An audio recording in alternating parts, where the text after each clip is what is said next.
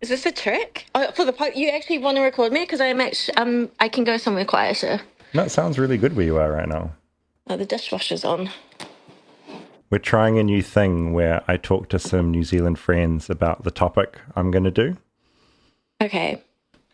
And so I just wanted to run a topic by you. Okay, and this is practice or is this real? This is the real thing. Oh no. But if you don't like it, I can not use it. Okay. Shoot. The episode that I'm going to be looking into is about how the US military trains dolphins over here to do, I'm not sure what crime, anti-crime, to attack criminals in the ocean. What? Do you know anything about dolphins being trained to, I guess, attack other people or anything like that? Have you heard about this? I have never heard about that, but I do have a memory. Do they use other aquatic creatures as well? I feel like I've heard about seals being used, or is that just because Navy SEALs? Maybe I'm getting confused. No, I think there might be some other, I think maybe, yes.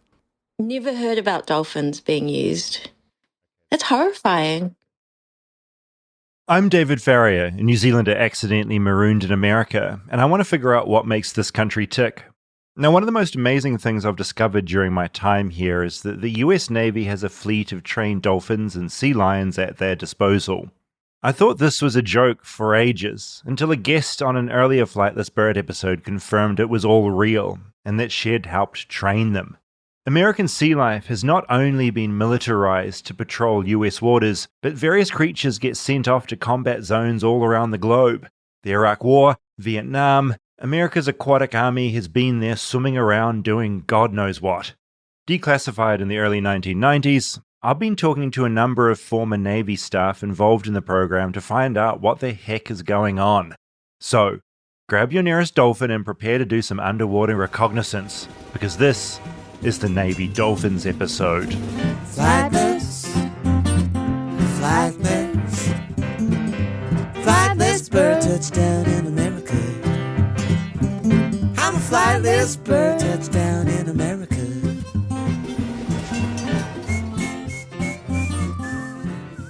Rob, how are you?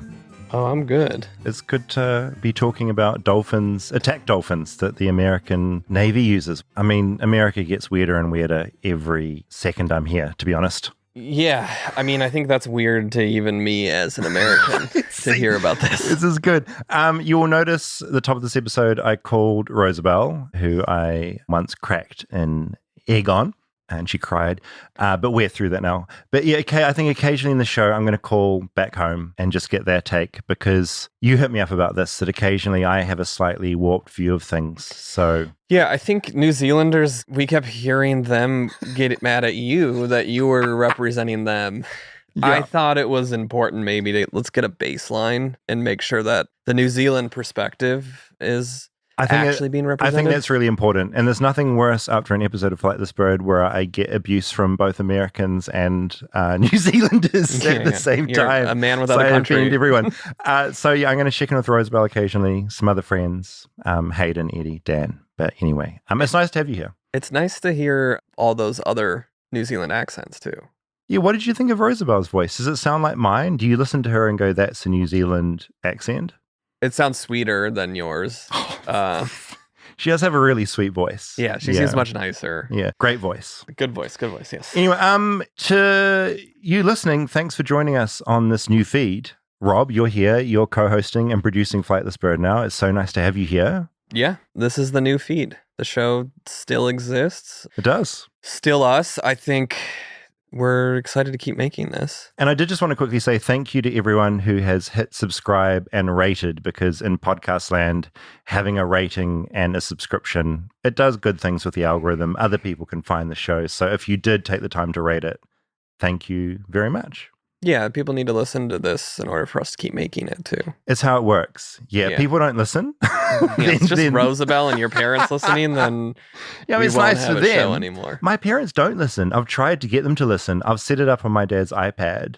He hasn't watched Mr. Organ, hasn't listened to the show at all. It's kind of like, what do you do? I'm like, I make a podcast. Sounds like he doesn't love you. There's love there. It's just he shows it in an unusual way. Maybe if you include them in the Ask a New Zealander, they'll start listening. It's a really good idea, and I should call. My dad and both my parents are really good on the Yeah, I phone, want to hear actually. more from your mom. My especially. mum is very, very cute. No, I also thought it would be a good thing because I was thinking about this, having you here, because we came up, well, I think you came up with this idea when we were on a road trip because we were making Armchair and Dangerous on Armchair Expert, and I'd got stuck here because of COVID, and we had this opportunity to have a weekly show, and we're sort of tossing ideas around. I think we were doing the tour, right? We were doing the tour, and part of it was we were going to all these cities on the West Coast. And you hadn't been to any of them. It was all new. Any of the areas. So while the rest of the team flew to the cities, we decided to take a couple days and drive. It was actually really nice. And then going through all these weird little pockets along the way, we would have essentially these conversations. Well, yeah, just differences, what I was experiencing, what was different. You know, you would take me to all these beautiful coffee places. I'd start going on about how great New Zealand coffee is. And weird things like Hurricane Utah. We went to that weird abandoned golf course community. So weird. And we walked into someone else's house on accident. It's always good. Yeah, and I guess it was just, we're sort of picking our brain. What is a podcast? What's a weekly podcast we can do? And eventually you just came up with like a very obvious idea of, why don't you just make a show about you being stuck here in America and just looking into what makes America tick? And that's where the show came from. Yeah, I mean, I think the biggest inspiration for this show, which I don't know how flattering you'll find this. I'm not happy about this. Was An Idiot Abroad. You're such a shithead. No, I love that because An Idiot Abroad, if you haven't seen it, it's a great show with Carl Pilkington. Ricky Gervais basically took his friend out on the road, sent him to different countries. Carl hated traveling. Mm-hmm. He was an idiot. Actually, a very smart guy who came across as an idiot. But as someone who, the very first podcast I ever listened to was the Ricky Gervais show. Yeah. And Carl was the producer, and Carl slowly became such a big character. And yeah, the show of Carl just being sent to all these places, being dumped in these places, and his observations. Miserable during them, at all of these bucket list things. A wonder of the world. And Carl is there being like, why is there no cheeseburger here? Like, why would anyone do this? I don't. Just miserable. This is terrible. Is Idiot Abroad. There were a few other touchstones we had. And then I said, I've worked in news forever. I work in documentaries. So why don't we make a produced kind of, I go on a field trip. Yeah. I talk to experts and I present the story to you and you can break it apart and talk about it. Right. Yeah. It needed to have your thumbprint, obviously, on it. So I think it's nice having you here because we made this thing. And the other thing that I like is the image of me looking like an idiot in the main photo for this show. That was a very fun photo shoot where I went and hired an outfit from a Hollywood prop store, and we hired a studio and did some very funny photos. And that was how we further bonded with each other. And now I'm stuck with you. We had originally done a photo shoot with you in a bunch of American flag jumpsuits. Really cheesy, terrible Americana. Jumping in a pool. Wacky. Yeah. Bunch of radio little DJ flags. vibes. And luckily we had Dex to kind of guide the tone and vibe back to that iconic Bill Murray. Yeah. The Bill Murray meme. Yeah. Him in this incredibly American, prestigious outfit. General's outfit. There's a really great restaurant in Chicago called Boca that they have that on their wall, a painting of it. Oh, that's the hero image? Yeah. That's where I saw it for the first time. Yeah, right. We went back there over the summer when we went to Chicago and cool. Got to see that image there. And we were like, we can recreate that. Bill Murray meets Carl. And you got David mixed with like Beetlejuice now because of what's happened with your hair. I'm looking deranged right now. But yeah, we got some really great creative guidance from Dax. And, we sort of honed the show in and we're now in a flow. And I think the one thing I would say, being on our own feet and doing this thing, I think we are going to get weirder and more specific. And I think elements of Armchair and Dangerous will bleed in. Mm-hmm. Just more, unusual bits of America, niche-y, strange, which I think we both enjoy a lot. Yeah. We're going to lean in. Yeah, I think you're just going to get more unhinged is mostly what's going to happen. Untethered, increasingly unhinged. I think that's the theme. Yeah, and I guess hopefully I'll be here to rein you in. That's the aim. You're much more tethered than I, and I appreciate that. And that's actually something quickly I wanted to sort of talk about. I wanted to know, people might be coming to the show new. I want to know a bit more about you and what you do, because I think a lot of people know you from Armchair. You produce a whole bunch of shows. Mm-hmm.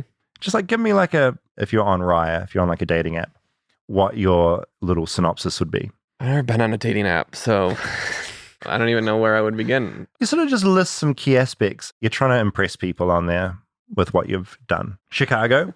From Chicago. Grew up in Chicago. Mm-hmm. Came to LA. I worked a lot kind of in the creative space, a lot of different bands. Mm-hmm. Music is a big part of your early life and still now. Yeah. Like high school into college, I spent a lot of time just on tour doing little odd jobs for different bands. Mostly just got to travel the country with my friends. Yeah, perfect. Which is That's a lot of what we bonded over. It's your current scam also. Yeah, of like, let's spend 8 hours in a drive and talk about nothing. You do though. You love it. It's so that came from there, from touring. And then I was a projectionist for a few years, which I had to watch every single movie that came out for like 3 years because I was the one actually building the films when it was still film. Yeah. And then you'd have to watch and check that you splice them together correctly, which then quickly turned me into a movie snob because I had to watch everything that came out. That then my goal was, all right, now I need to find the weirder,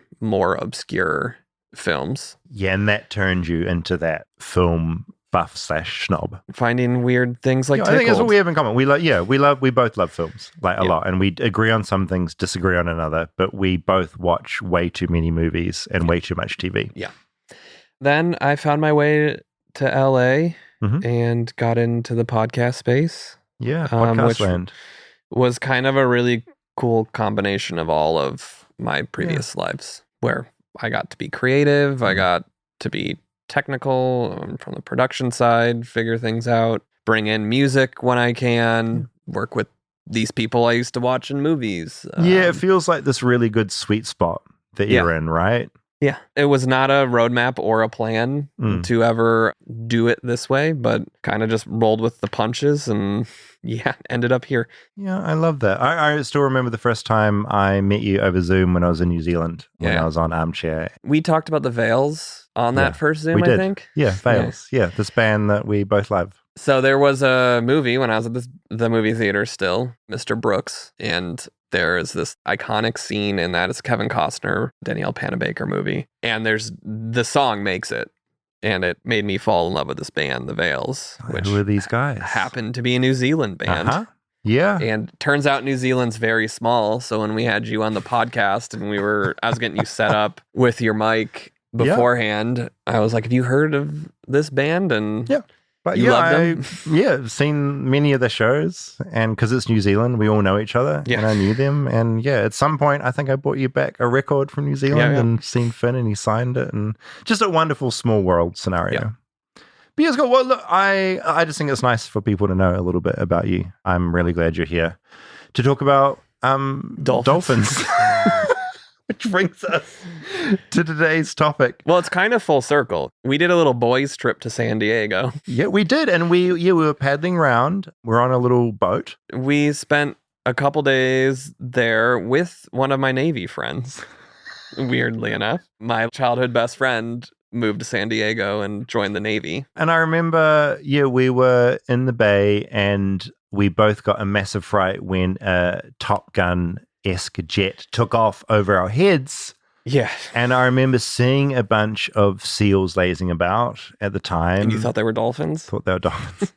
And then we did the segment maybe like 3 or 4 months ago now for Flightless Bird, where people would call in with topics they wanted us to do. And we briefly touched on this topic where in San Diego and a few other places, the US Navy trained seals and dolphins to do their bidding, which I became incredibly obsessed with and is what I wanted to dive into a little bit more intently today, because I just think it's the craziest shit I've ever heard. Yeah, dolphins seem like a weird choice. They're very horny from what I've heard. So one thing I know about them is incredibly horny. If you were to pick an animal that you wanted to train to be an assassin, is dolphin where you go? Yeah, it's odd. I mean, I'd even tend towards more trying to manipulate a shark. Do you know what I mean? Like a shark is a killing machine. Tougher. A shark can do way more damage. So I'd be like, why don't we get a great white and try and train that? I guess the advantage of a dolphin is they seem very human-like and they're always seeming to like want to communicate with people or have sex with them. So maybe that makes them a good subject. Yeah, they are supposed to be smart, but I mean, so's like an octopus.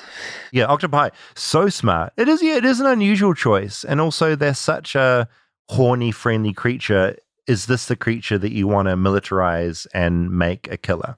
Well, and when you're dealing with animals, do you think the personalities are specific to the country that they're being trained? Like an American dolphin. Because obviously the advantage of an aquatic animal is that it can go undetected into other territories. Completely. Where, secret, like, underwater. You can't unleash a bunch of monkeys onto Too a obvious. shore. Like, no, it'd be like, look at all those monkeys coming pick. towards us. That'd be my pick if it didn't need to be stealth. You'd take some apes. Yeah. Yeah, no, completely. Or some birds, maybe. Oh, a flock of birds. Incredible. Pigeons. But do you think American dolphin and a Russian dolphin, are there different temperaments to these animals if they're crossing each other? I think absolutely. I think an American dolphin would be bolshy and loud and obnoxious.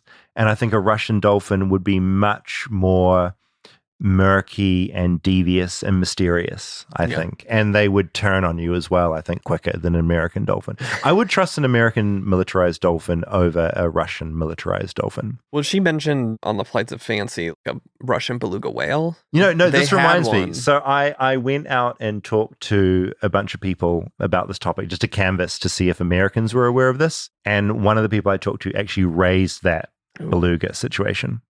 Do you know anything about the US Navy's dolphin program? No, I do not. Never heard of it. To detect mines? And does it involve that woman who fucked a dolphin? Excuse me? Oh, we read a film script about it, about a woman who got slightly too intimate with a dolphin, and we didn't say yes to it because it wasn't called blowhole, and that was my only condition. This is all true, by the way. This is 100% true. I'm not sure she was part of the Navy, but I think it was. Do you know anything about the Navy's dolphin training program? Yes, actually, I do. What can you tell me? Well, I don't know much about it, except that I just recently saw that they came across a beluga whale. Yes, that wasn't supposed to be where it was supposed to be, and had a camera thing on it. And then so they were talking about that literally you can see from the aerial about the Russian dolphin training. So, yeah. So my friend had posted about it, and she was like, oh, when I get pregnant, I want dolphins to deliver my baby. And I was like, and I thought that was so outlandish, and I thought, I have to do research on it. So I researched it. Sure enough, it's very real. People actually have dolphins assisting in the delivery. It is the worst idea you can ever do. The worst. I read horror stories where people nearly died. So you're in the water with a dolphin, and the dolphin's sort of meant to calm you as you give birth. That's kind of the idea.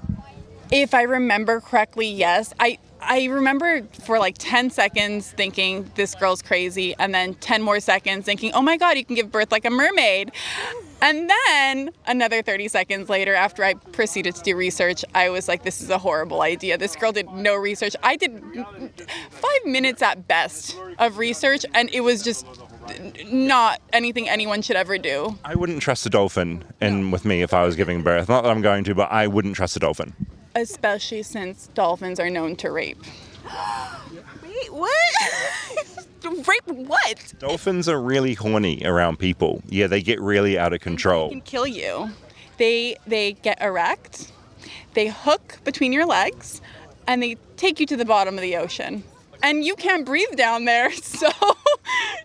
Look, things went a bit off the rails there. Yeah, sounds like it. A particular woman got quite distracted by The horniness of dolphins. the horniness of dolphins. And there was a movement at one point to give birth with a dolphin in the water with you. And they got sidetracked when we were talking about Navy dolphins. Yeah, I guess I just don't see the point of using an animal to do these things instead of have a human do it.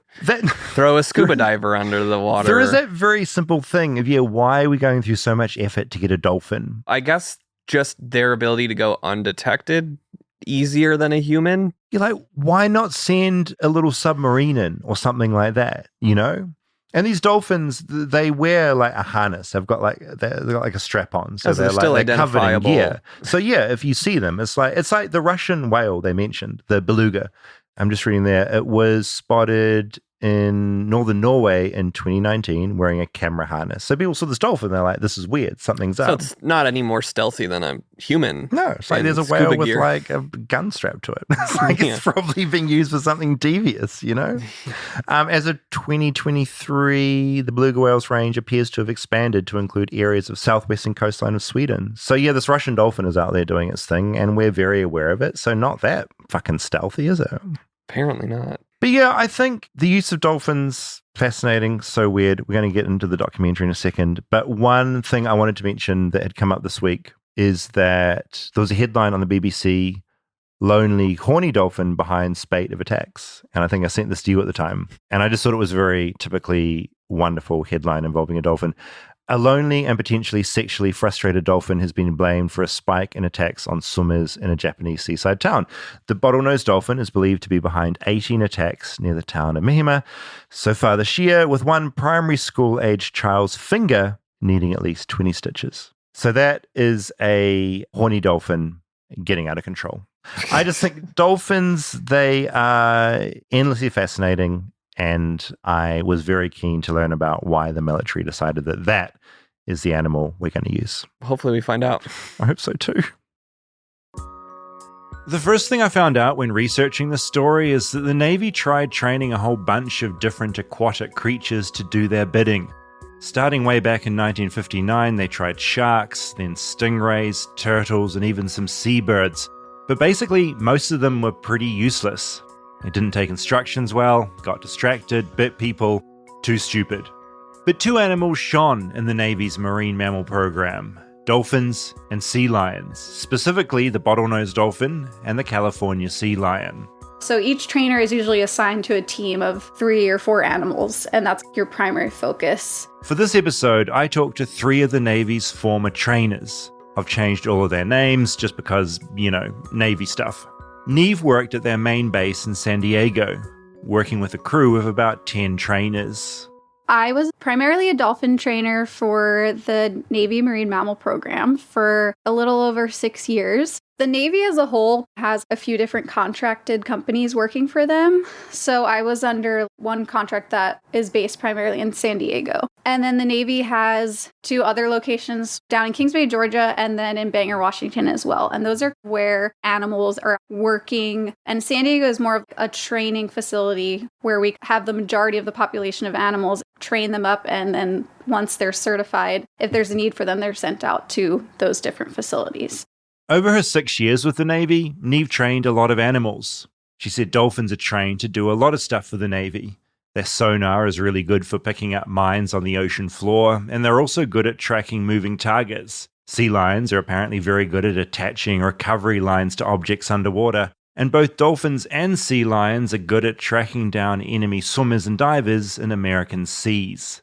As for training them to do all this stuff, much like a puppy or a small human, Neve says the trick is to start young. So we had some young juvenile animals, males and females, that are slated to eventually be either on a system that does swimmer detection or a mine hunter. So we had younger animals that they would determine their pathway based on their abilities and temperament. And then we also had 4 or 5 crustier dolphins that have been all over the world and served their country and less able physically to continue doing those missions. But the Navy's committed to their care for the rest of their lives. So they're retired, we call them, and they serve as mentor animals to these younger guys. So we pair them up with them as they learn new behaviors, and they keep them in line and show them the ropes a little bit. She says training a dolphin to do something like finding a mine or a bomb starts out as a simple game. Food is always the motivating reward, sort of like training a dog.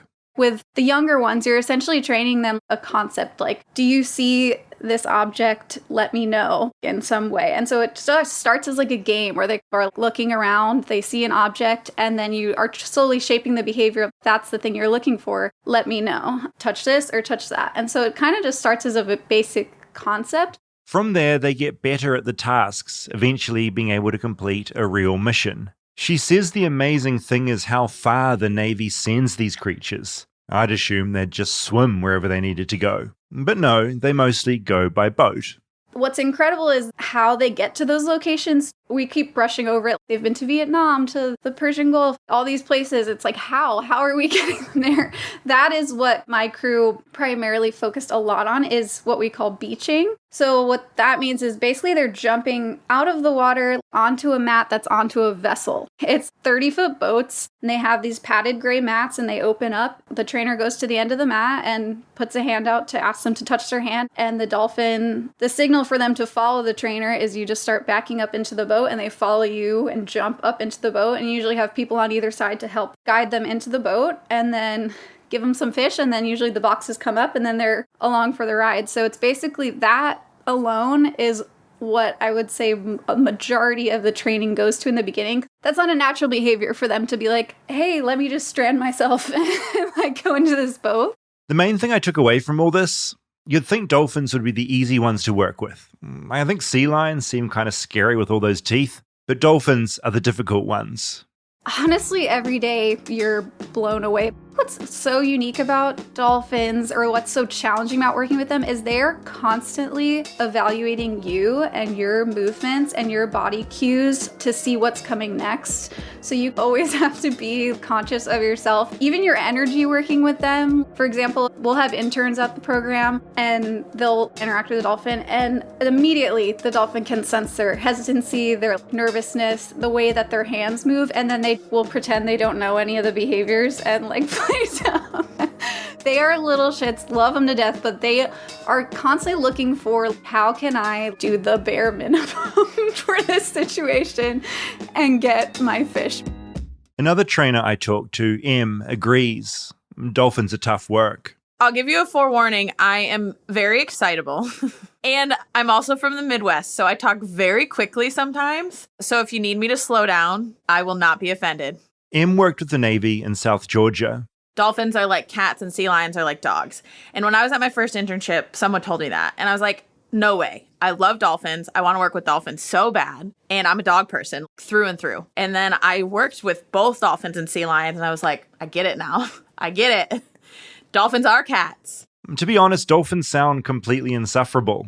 I think I'd want to be stuck with the sea lions. Cats are always looking out for number one. All of the trainers I talked to loved their jobs, generally leaving just because it's really tough physical work. I definitely never thought as a 7-year-old who wanted to be a dolphin trader, I would need a security clearance to do that job. And all of them talk about it like it was the best job in the world. Jay tells me she still keeps an eye on the new tricks the Navy is teaching its animals. There's this new thing, it's all over Facebook and Instagram, I'm sure you've seen it, of the Navy sea lion who plays video games. I hadn't seen it, but now obviously I had to see it, and it is pretty amazing. The US Navy has trained a sea lion how to play a video game, at least a basic form of what looks like Pong. This is a news report from last year. U.S. Navy scientists in California have trained sea lions and dolphins to play video games as part of their research on cognitive enrichment for marine mammals. Take a look at this video. The Navy sent this out. It shows Spike. He's one of 3 male sea lions who have been trained to play a game developed by scientists in a sea pen at San Diego Bay. Now, he uses his nose to push 4 buttons, and he moves the cursor around through a maze on the screen. And when he crosses the finish line, he gets cheers, he gets a treat. You can tell he's happy about it, and Navy scientists say it's an interesting way to see just how developed the brains of these animals are. And Jay says while it's impressive, it's just doing the same tricks animal trainers do. Lots of repetition, linking behaviors together, and a lot of snacks as rewards. The beginning is always the toughest time to train the animal because you're frustrated, the animal's frustrated, you don't know how to communicate to each other. But now we have an animal who plays video games, and that is so cool. That's amazing. A sea lion playing video games? Who does that? The thing I found most amusing in all this is that while Jay was out training dolphins and sea lions to go on important missions on behalf of the United States, things at home were in absolute shambles. Honestly, the stereotype is animal trainers have the worst trained animals in the entire world because we get home and we let our animals get away with everything. At work, you're not allowed to, you have to be very strict. Yeah, my animals are very well-mannered. They're polite. They can't do shit. They don't know how to do tricks. Okay, I can go train a sea lion to go find a person or a bomb. I can't train my dog to shake. Like, this is so pathetic. It's so upsetting.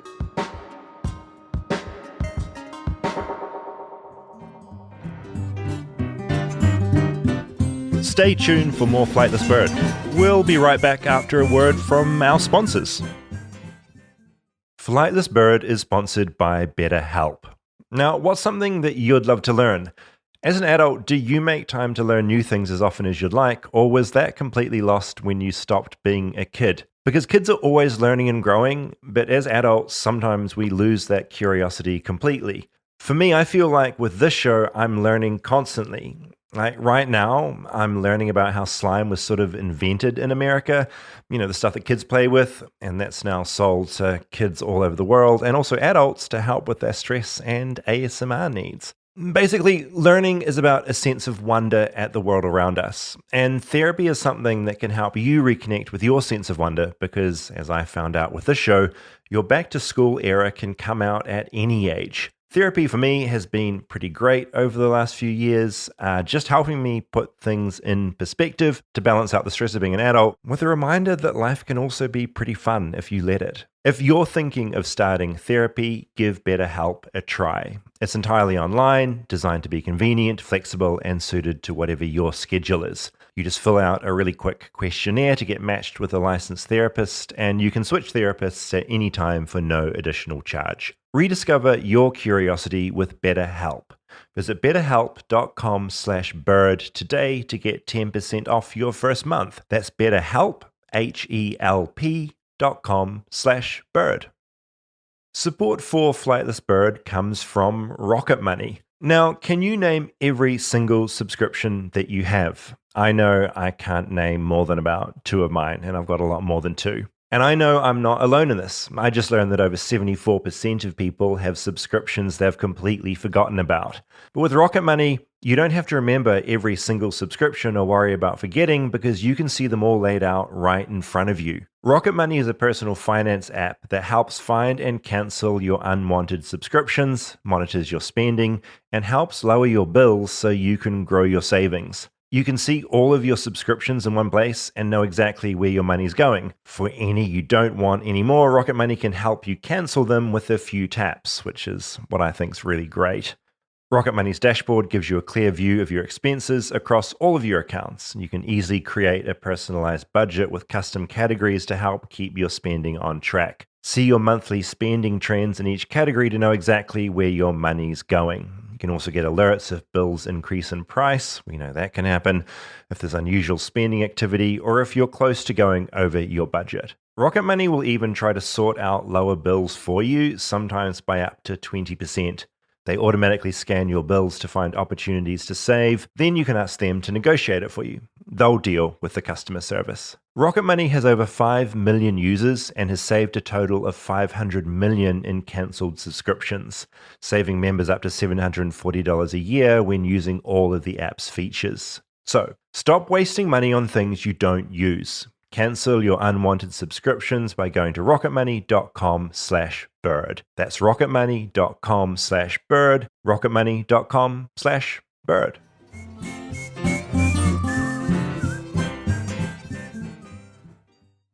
Over the years, there have been reports that the Navy's fleet of trained animals do more than just retrieve objects and patrol the waters. A headline in The Guardian in 2005 read, "Armed and Dangerous. Flipper, the firing dolphin, let loose by Katrina." Now, the Navy's always denied that they train any wildlife to attack people, and that they certainly don't arm them. This was the case with everyone I spoke to. No, no weapons or anything. Still, when Hurricane Katrina hit, some critics claimed armed dolphins had escaped in the floodwaters. That piece in The Guardian went on to say this, "Dolphins have been trained in attack and kill missions since the Cold War. The US Atlantic bottlenose dolphins have apparently been taught to shoot terrorists attacking military vehicles. Their coastal compound was breached during a storm, sweeping them out to sea, but those who have studied the controversial use of dolphins in the US defense program claim it is vital they're caught quickly." Again, the Navy denies this. That's not to say that dolphins can't be scary. Neve told me one of the freakiest things you can do as a trainer is when you're training them to detect an enemy swimmer. Another one that I worked on often at the training side of things is swimmer detection. Detecting, we call them enemy swimmers, but they don't know it's like an enemy. Obviously, they just are like, this swimmer's not supposed to be here, tell the boat, and then they go and mark them in some way. I think it was first used in the Vietnam War. So, to train the dolphins to detect a baddie in the water, they need a test subject. So one of the trainers will suit up and be dumped in the middle of a dark ocean. They float around out there, bobbing away, waiting for the dolphin to do its thing. Which in this case is a dolphin suddenly whacking into you out of nowhere as they stick a small tracking device on your body. And they can hit you pretty hard, so the trainers have to wear extra padding. It's to keep us safe because the dolphin is ramming us, essentially. And that's fun because us trainers get to be the mock terrorists. So we'll be like on a boat in the San Diego Bay and we have shoulder pads on, neck protectors, a helmet, full body gear, kidney protect. It's very safe now, but all kinds of padding on. And then someone will be working a dolphin and then they'll tell us like, okay, you're good, go ahead and get in. We get in and then the dolphin detects us, lets the trainer know, and then they send them with the mark and then you're just kind of floating in the bay, just like waiting. So there you go, floating out in a cold, dark ocean with God knows what for something to come and ram into you. And then you hear like a breath, usually probably like 20 feet out, and you're like, okay, it's gonna happen. And then the impact happens, and then they usually go flying back because they're excited, and you just let them know you're all good and carry on. But it definitely gets your heart going. You hear them coming, their echolocation, it's like click, click, click, click, click, and then out of nowhere, there's a dolphin. So that's really scary. The other trainer I talked to, Em, trained both dolphins and sea lions to do this. I worked with the animals once they were fully trained. So they were essentially a layer of security trained to protect the base via water. So they were trained to find any enemy swimmers, enemy divers, and basically the sea lions have really great low light vision, which is really good because the water was very murky. It was the equivalent of swimming in coffee with creamer. She described the job as essentially playing hide and go seek with dolphins and sea lions. She said when it's 2 a.m, freezing in the waters of South Georgia, it's not a fun game to play. That was very scary. Waiting for these animals to come find me in the same water where bull sharks and alligators live, brackish water. Sometimes the dolphins, you can hear them because they use their echolocation, which is essentially biological sonar. But the sea lions typically will take a breath pretty close to when they come to you if you're at the surface. And then the dolphins, even if your head's above the surface, sometimes you can feel them echolocating on you. After talking to Neve and Em, I decided I wouldn't like this job. I find the ocean scary as it is, even in the daylight. 2 a.m. bobbing around waiting for those creatures to give you a slap? No way. Armed or not, too scary. And the other scary thing about working with underwater sea life? Well, what's it like working with animals that are so horny? Yeah, it's challenging. Unfortunately, I'm very well versed on dolphin anatomy. With the Navy, they typically house males and females separately. But not that it matters because with dolphins, they are extremely sexually fluid. There is no gender, age, familial relation. They just want to fuck. It's a pretty fluid thing. It's just part of their daily lives. And so typically, from a trainer standpoint, if we try to walk down to a session and there's just a giant dolphin orgy happening and there's wieners out, we're just not going to start that session yet. They're not going to be focused. So we're just going to be like, all right, let's give that a sec and we'll come back and see if they're done. Some of them just can't even focus. They're so horny when they're with a certain dolphin that it's impossible. And dolphins, we call it like a sex coma, and it happens with both males and females. I don't know what happens to their bodies, but they just are overcome with feeling horny, and they just will lay with their bellies up, their eyes are like closed, and they'll be like twitching, and then they like sometimes will even sink to the bottom. It's really something. And then usually the other dolphins, we feel like they're like messing with them. They're like, ah, like she's feeling it today. And they'll like go really close and push them around and jump on them. With all that in mind, sometimes people like Neve were tasked with cleaning up the mess.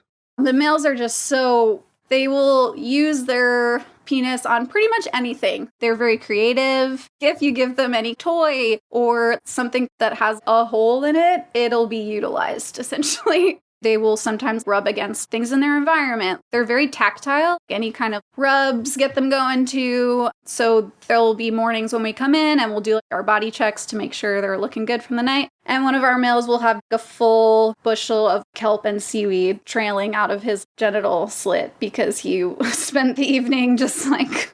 fucking some algae, basically. So then you have to spend the next hour or so trying to have him let you get it out for him. So that has happened on multiple occasions. All in a day's work for an animal trainer with the US Navy. I felt very lucky to have learned about America's Navy Marine Mammal Program, and the few times I've gotten in the ocean since learning about all this, it's made me wonder what's zooming around out there, and if I'll ever get mistaken for a target, suddenly sideswiped by a dorsal fin, or slapped on the face by an angry sea lion. So Rob, there was a barrage of information to take in there. It's a lot to take in. Yeah, that was a lot. For starters, those were fake names for everyone you talked to? They were fake names. I made those up. Yeah, where did Neve and M come from? What? They're just names. Neve was Neve Campbell, who was an actor that I thought was cool when I was a teenager. You mean Nev Campbell? I was at Nev. Yeah. Oh, God. Okay. Or Neve. And M. M's just a M. So her name started with M and you just got lazy? EM, short for Emma. So her name was Emma? No. No. I just thought M. I thought it was a cute name, Okay. M. I didn't know there were rules for making up fake names. They were just very specific fake names. No, you're right. Do you think a fake name needs to be more generic, right? Like Susan? I think so, but it can also, it needs to tell their personality. Yeah. You pick their name after you talk to them, After you talk to them. You know them a little bit. Yeah, I think Neve she wasn't was a Neve. Cheryl. No, it wasn't a Cheryl. I think Neve was a Neve and M was an M. But to clarify, M was EM, short for Emma, not the initial M. I did write EM. So, brilliant. Is this whole program top secret then? No, not really. There's a website. If you just Google Marine Mammal Program, the Navy has a website and it's got a big photo on their front page of a seal hitting a green button with its nose. Did you ever watch Sequest DSV? It was this... there were all these amazing shows in the 90s that was like a big concept. And Sequest DSV was about a submarine that would go exploring. It was like Star Trek, but in the ocean, basically. And one of the characters was Darwin, who was a dolphin, was a trained dolphin. And Darwin had this device on it where it could talk to humans. And it had a personality. And I loved that show so much. I just remember that now. I was obsessed with that show. And I literally just remember Darwin the talking dolphin now. Such a good show. So you're an animal lover? Big time. It's my favorite thing. How do you feel about employing animals? Are they paying the minimum wage? Is that animal cruelty? I think it's pretty murky territory. I mean, I think all animals should be out in the wild just doing their thing. So the idea of getting a baby dolphin and sort of training it up to be militarized is pretty insane. And saying that and talking to these trainers, and if you talk to any kind of animal trainer, they do really care about the animals, a lot. And so I feel a bit judgmental sitting here saying all these animals are having a terrible time. I mean, I imagine some of these dolphins are having a great time patrolling the bay. But then I'd also argue that in a perfect world, they probably shouldn't be trained at all because they're a wild animal. Well, it's like the larger ignorance is bliss. Like, is that the case with these animals? The smarter they are, the more miserable they are. But I would imagine they're living pretty nice lives if they're getting fed for doing this. I like to think so. I mean, I think they're probably having a better time than a dolphin in a tank. Good healthcare. I'd say better than being in a tank at SeaWorld. Yeah. You know, they're out there doing that thing and they're being stimulated and they're out there having dolphin orgies apparently some mornings. I mean, that sounds kind of fun. But no, I think there's certainly some animal welfare issues around it, but they could probably also be like a lot worse off. Did you get aroused when she was talking about the dolphin orgies? I wanted to see one. I mean, I'm curious about this now because I think kink. It's like what you mentioned at the beginning. Are these the best animals to train? And obviously they are super smart, so you can train them to do behaviors, but then the horniness is literally a problem. Some mornings I can't train them because they're too busy fucking. Yeah. It's such a bizarre aspect to have to deal with. Well, okay, so back to you being an animal lover. Are there any animals that you feel like you could trust with your life. They're teaching this dolphin to use a laser or gun or whatever they're doing to assassinate. They're getting close enough with this weapon to this dolphin to be like, this is your target, kill it. Would you trust it not to be just turning to you and be like, you didn't give me my food today and what I wanted, so I'm going to kill you instead? I am relatively trusting towards animals. It's maybe too much? I mean, sometimes there was that squirrel incident, which was a problem. But, you know, I was lying on the ground with this big, like, pit bull the other day. My friend has this big pit bull, scary dog. And I was sitting there and I was, like, scratching its tummy. And I looked at its face and it was so massive and huge. And if it wanted to, it could bite my face off. Rip your face off. But I trusted this dog and this dog's wonderful. And I feel like I would be the same with a dolphin with a laser on its head. I'd be like, we have an understanding. I feel like I'm more trusting towards some animals than I are people, which is possibly problematic. Yeah, I think I would have a hard time trusting its intelligence enough. When they're saying go assassinate this terrorist, are they teaching them who the target and the mark is? Yeah, or is it could just they suddenly get it wrong? any human? Also, how often is a terrorist just floating around in the ocean? I do wonder how often these dolphins are actually utilized, doing anything useful. Yeah. You know, the idea of patrolling the bay for an enemy diver. Like, how often are they coming across an enemy diver? But, you know, you're right. Look, I would want to be familiar with the program.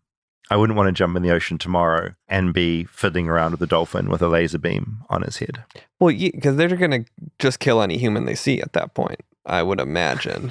It's just here, we're going to drop this dolphin into enemy territory. I think that's why some commentators were really worried during Katrina, because they were worried that these armed dolphins were just out in the water and they could start killing willy-nilly. It seems like it's a tricky territory. But then also, to get like, into. surely, like, the Navy wouldn't be doing this unless they had a pretty good handle on it, right? Well, then I guess the question is, we're assuming that these dolphins are way smarter than we're giving them credit for. Yeah, we probably are. I mean, they are obviously intelligent animals. I mean, I was swum with dolphins, and, you know, you sort of look a little dolphin in the eye, and there's something in there. You know, it's a big brain. You can see there's something in there. Do you have dolphins in New Zealand? We've got dolphins. We had a lot of controversy recently because there were some sort of rich men racing super yachts around, and they raced them through a marine reserve where there were lots of protected dolphins, and that caused a big uproar. I have seen dolphins recently in Santa Barbara. I took Calvin on a boat ride, and there were dolphins that would ride with us. Beautiful. It's so beautiful. Yeah. Any lasers mounted to their heads? No lasers up there. I mean, it really just sounds, though, like they're breeding psychopathic dolphins. We listed a bunch of movies about dolphins, and I don't know how they haven't made that movie yet. They have Thanksgiving and completely Gremlins. Yeah, why is there not a Sharknado. dolphin on the loose with a laser on its head? The other thing that came to mind while I was thinking about this, and I might have talked about this before because I love talking about it, but I came across this book on Amazon called Wet Goddess, and it was written by this guy, Malcolm, who back in the 70s had a 6-month sexual relationship with a dolphin. Yeah, you talked about this. You love this book. It's an amazing book. It's out of print now, but if you can get a copy of Wet Goddess, it's great. Because it sort of raises this really interesting ethical question, because he was working at his friend's aquarium and there was a dolphin there, and he claims that the dolphin basically came onto him. So he was just in there minding his own business. A female dolphin came up to him and started rubbing up against him. This is a female. This is a female dolphin. It's a little questionable. Did he have sexual relations with the dolphin? He did. You know, so cut a long story short, he fucked the dolphin. The dolphin started it. You know, if a dolphin rubbed up against him.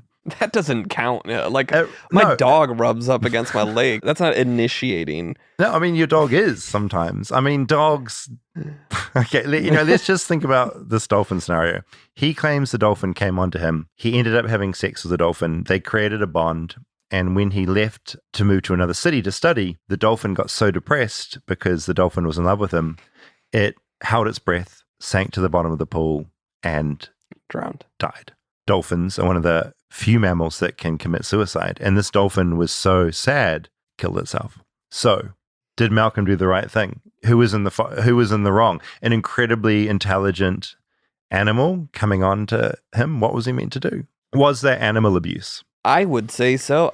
Probably was. Absolutely. He lives in Florida, of course. This man's alive. We're Facebook friends. Yeah. He didn't go to prison or anything? Yeah. No, Florida. He was your fine. bestiality's fine in Florida? Yeah, no, it's all fine in Florida. Yeah. My point was, dolphins are very horny. They're very intelligent. I mean, we did have a guest on Armchair Anonymous who fell in love with a dolphin. Oh, there you go. Was he called Malcolm? It was a male dolphin, though, but he did not. Yeah, once bestiality is involved, it's a no-go. Yeah, and I'm being devil's advocate here. I don't think there should be sex between dolphins and people. I just think it's interesting how this came up in the Navy conversation where that becomes an issue when they're training them just because they're that horny. Yeah. Well, clearly they are very horny. And there are stories from Jessica Alba while she was shooting Flipper about certain days where they couldn't shoot because the dolphins were too turned on by the people that were in the water, which is an insane thing to think about. So in summary, the US Navy does train dolphins and seals to detect enemy swimmers, to find mines, allegedly to shoot weapons, although I found no proof of that whilst researching the story. But we're assuming with how tame what they're doing that it's got to be more fucked up than we know. It's got to be. At least weapons. At least weapons. Maybe more. Well, it's one of those very American things where it's just something I would never imagine in a million years.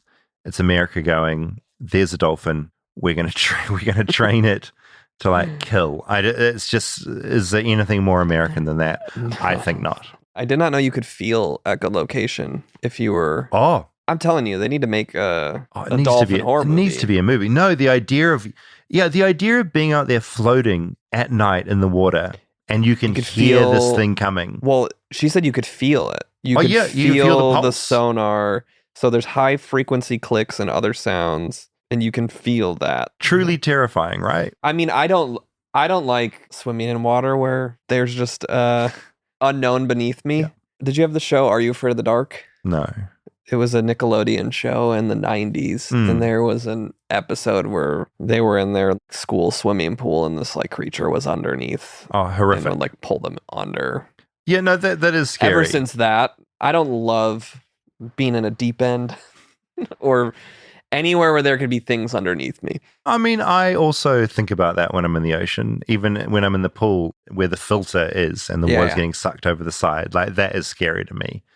But it still wouldn't stop me from getting in and having a frolic with a dolphin. And when you say a frolic with a dolphin, you mean explicitly nothing sexual? Nothing sexual at all. No, right. just looking a dolphin in the eye and saying, hey, what's up? Just wanted to make sure you clarified. Just to clarify. But yeah, I think this is an incredibly American thing, dolphins and sea lions being sent out to defend the country. All right, before we go. Something we wanted to start doing was a bit of a mailbag segment where we sort of reflect on the last episode. There's always a lot of feedback that happens. Or just you got things wrong. I often get things incredibly wrong. So it's like a corrections / mailbag segment. Which we're going to just steal it from Seth Meyers, corrections? We are pretty much. Yeah, I mean, OnlyFans was last week and I got a lot of feedback from other creators. The one thing I would say is that people have such remarkably different experiences on OnlyFans. Some creators have the best time, others have a terrible time. It seems so deeply unique to every person, and that was my one takeaway from that. But the one bit of feedback I did want to read from the mailbag was a really lovely message I got from Kay, and it was just about the whole show. Hi, David and Rob. Wanted to say how excited I am for the next chapter of Flightless Bird. In short, the podcast has helped me find some appreciation again for the country I grew up in. Frankly, a hard thing after everything that has happened since Trump was elected and what I saw it do to my husband. And she sort of went into a really intense bit about how difficult it was during COVID, and her husband had a whole lot of stuff happen that wasn't great. And then she wraps it up by saying, it's such a strange feeling to be so deeply angry at the country you grew up in, a little bit like you've been cut off from a family member. It raised you, you are who you are because of it in many ways, and you want nothing to do with it.